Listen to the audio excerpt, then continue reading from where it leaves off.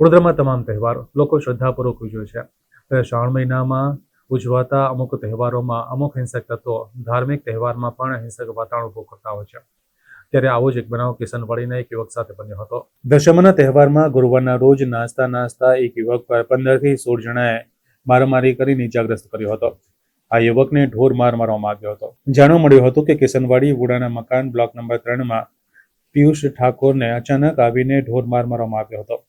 ઇજાગ્રસ્ત થતા યુવકને એસએજી હોસ્પિટલ ખાતે સારવાર હેઠળ રાખવામાં આવ્યો હતો, પરંતુ સારવાર દરમિયાન પિયુષ ઠાકોરે પોતાનો જીવ ગુમાવ્યો હતો.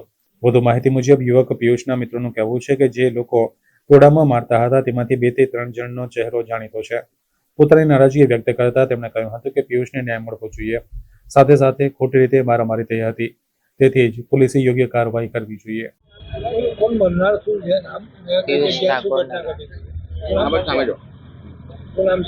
પિયુષ ઠાકોર નરેશભાઈ. શું ઘટના બની હતી? જગન્નાથ દશામામાં નાચવા ગયેલા, ત્યાં ઘડી નાચતા ધક્કામધુક્કીમાં એ છોકરાને 15-16 જણાએ માર્યો છે. ત્યાંથી અમે હોસ્પિટલ એસએચજીમાં લઈને આવ્યા છે. ત્યાં છોકરાની મૃત્યુ પામી છે.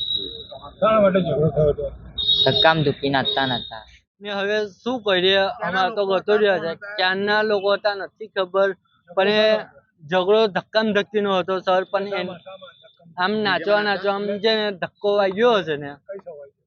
આપણે દશામાના આગમનમાં 1લી તારીખે તૈયારી આવું થયેલું. આપણે એક્ઝેક્ટ જે ઠેકાણના આપણે શમશાન છે ને એની પહેલા થોડું તૈયારી થયેલું ને એને મારવામાં આવેલો ને. પ્લસ માંગ તો મારી એક જ છે કે ઇન્સાફ મળવો જોઈએ ને જે પણ આરોપી છે ને એને સજા તો થવી જ જોશે. કે મારેલું છે. આપણે પાણીગેટ પોલીસ સ્ટેશનમાં ફરિયાદ નાખી છે.